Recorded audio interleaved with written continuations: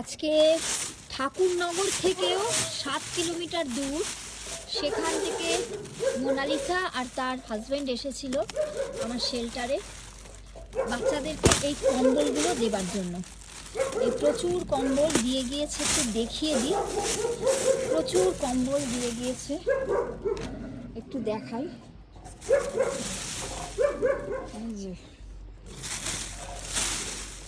আমি ওদেরও ভিডিও করতে চেয়েছিলাম, কিন্তু মোনালিসা বলল না দিদি, আমাদের ভিডিও দরকার নেই, শুধু বাচ্চাগুলোকে দিতে চেয়েছিলাম।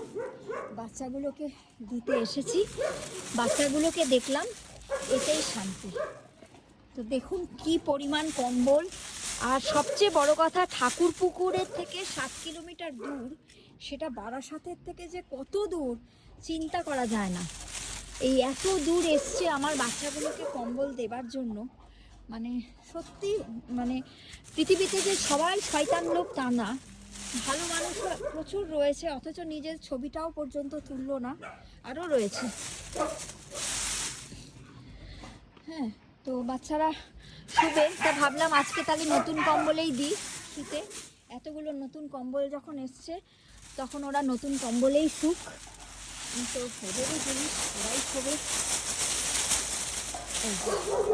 এই এত কম্বল, প্রচুর কম্বল, এনারা শোবেন। আরেকজনও আসতে চেয়েছিল, কিন্তু ওনারা বড্ড লেট করে ফেললেন, সেই জন্য বারণ করলাম আজকে আসতে। কেননা এরা না শুয়ে পড়ে, আর এই শুয়ে পড়ার পরে ওরা আবার উঠে ঘেউ ঘেউ করুক, এটা আমি চাই না।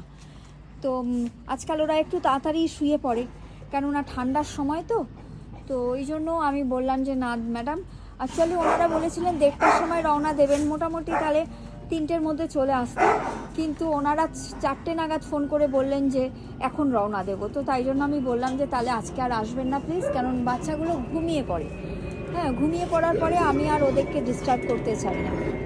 তো যাই হোক, বাচ্চাগুলোকে কম্বলে শোয়াবো।